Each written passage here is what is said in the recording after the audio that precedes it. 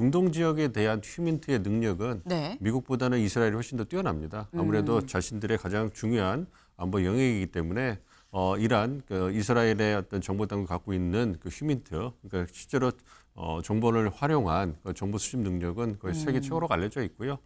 이번에 그 보도해 주신 것처럼 어떤 테헤란의 CCTV로 수령관 해킹하고 네. 화면회의의 동선을 다 파악하고 그런 부분이 바탕돼 있고, 그리고 미국의 인공위성이라든지 어떤 그 최첨단 정보 능력이 결합됐기 때문에 이번에 그 효율적으로 미국 입장에서는 어떤 그 수장들을, 그 지휘부들을 다 타격하고 폭사시킬 수 있었거든요. 한반도에서 보면 북한에 대해서도 이 정도의 어떤 굉장히 어떤 정찰 위성이라든가 첩보 위성이라든가 군사 위성이 계속적으로 가동되고 있지 않을까. 그렇기 때문에 지금 당장 어떤 이란에 대해서도 저런 부분이 이루어지고 있다면 네. 북한의 어떤 김정은 위원장 입장에서도 보면은 충분히 이런 부분에 대해서는 어떤 뭐 조심하고 어떤 여러 가지 부분들에 대해서도 어떤 뭐 방비를 하려고 하지 않을까 하는 그런 부분도 좀 생각이 됩니다. 네.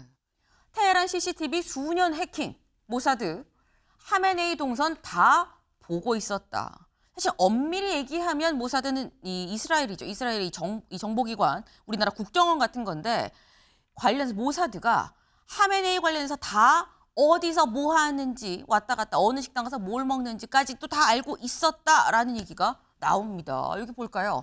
파이낸셜 타임스의 보도예요. 2일 이스라엘은 수년간 이란 수도 테헤란의 교통 카메라를 해킹을 하고 하메네이의 경호원을 감시를 해왔다.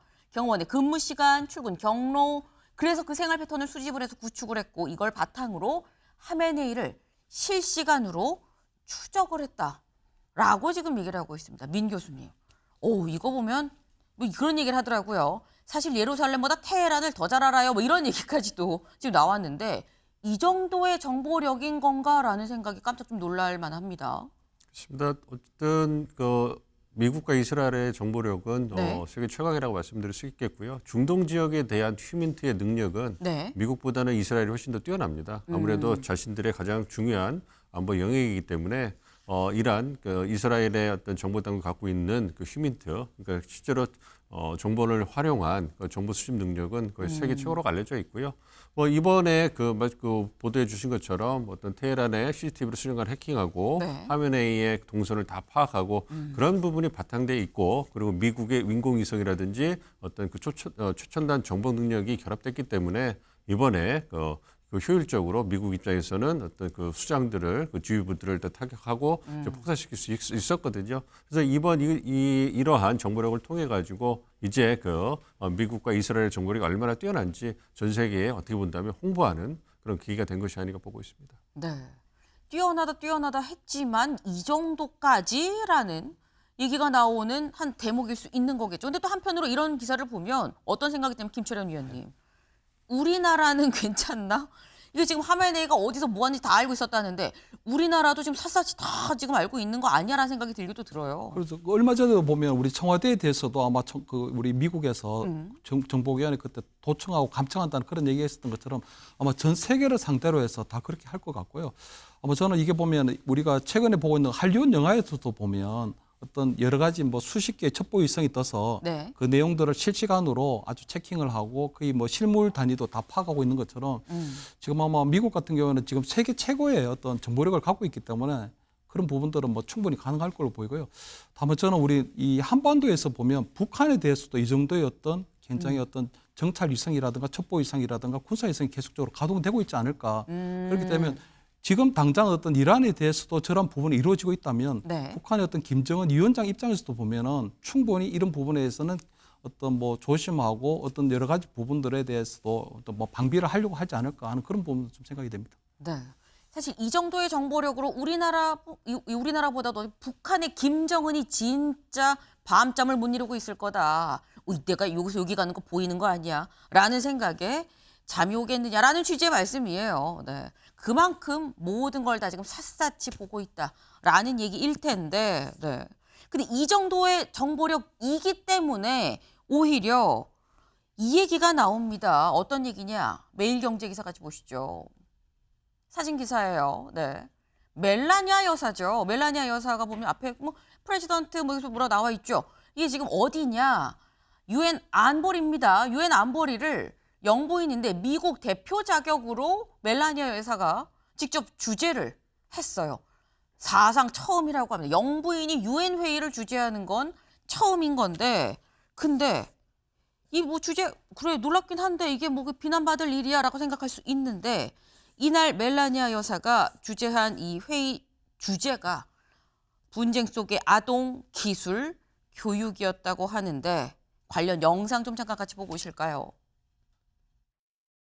Your mission to maintain security while upholding the responsibility of preventing conflict during times of both war and peace is significant. The U.S. stands with all of the children throughout the world.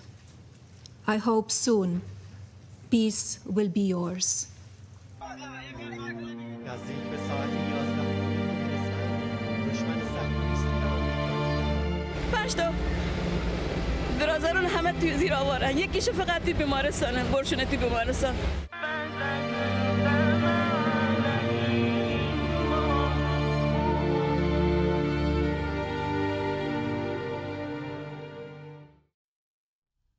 네, 제가 말씀드렸죠. 이 안보리 회의의 주제 자체가 분쟁 속의 아동에 대한 게 주제였습니다. 그런데 이번에 미국이 이란을 공격을 하면서 이란의 한 초등학교를 폭격을 했죠. 그래서 여학교를 폭격을 하면서 여기에 있는 학생 165명이나 숨지는, 네, 참 이렇게 한 명이 관 들어갈 구덩이가 다 이렇게 위에서 찍은 게 마음이 아프다 못해 이제 애리다라는 생각이 드는데, 그렇기 때문에 나오는 얘기가 이걸 김철현 위원님, 정보력이 이렇게 뛰어난 미국이 갑자기 오늘 공격해라고 했을 것이냐. 멜라니아는 미국은 그럼 그걸 모르는 상태에서 그럼 아동회의를 주재하러 갔던 것이냐. 한참 전에 정해놨던 거라 모르고 갔던 거냐라는 얘기가 또 나와요. 서로 뭐 우연의 일치일지 어떨지는 모르겠지만 네. 적어도 멜라니아 어떤 여사가 유엔 안보리에 가서 회의를 주재하고 저런 얘기를 할 때는 보면요. 적어도 좀 상당히 위선적이기도 하고 이중적인 잣대를 갖고 있는 것 같거든요.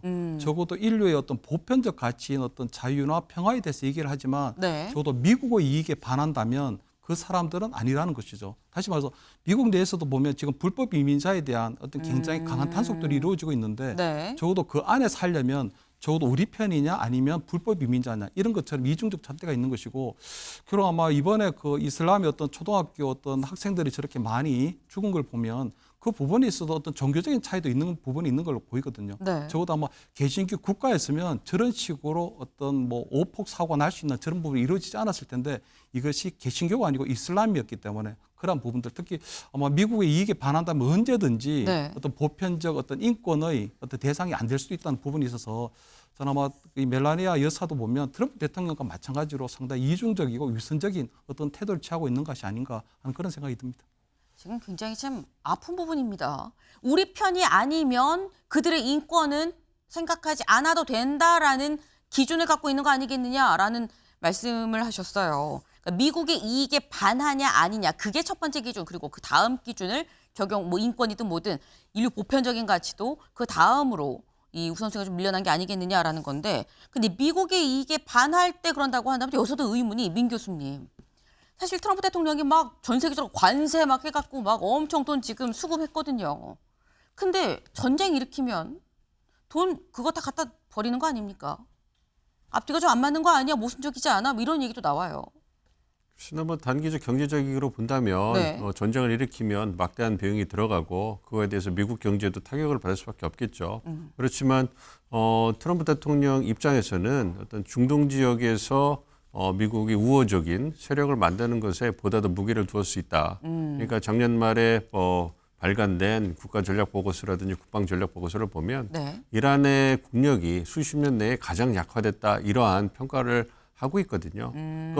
아무래도 이제 중동이 미국의 전략적 이익에서 좀 중요성이 좀 떨어지긴 했습니다만 여전히 이스라엘이나 사우디 같은 중요한 맹방이라든지 원유 생산국들이 있기 때문에 중요한 전략 지역이거든요. 그런 상황에서 이란을 적대국으로 삼고 있었는데 이란의 세력을 이번에 확실하게 약화시킬 수 있다면, 그리고 더 나아가서 미국의 우호적인 친미 정권이 들어올 수 있다면 네. 그것은 남는 장소다 이렇게 판단할 수 있고 자신의 어떤 피스메이커로서의 어떤 명성을 드높일 수 있는 좋은 기회가 아니었는가 이러한 계산이 선 것이 아닌가 생각을 하고 있습니다. 그렇지만 전쟁이 트럼프 대통령의 바람대로 단기간에 미국이 우호적으로 성공적으로 끝날지 이건 지켜봐야 될 것 같습니다. 네.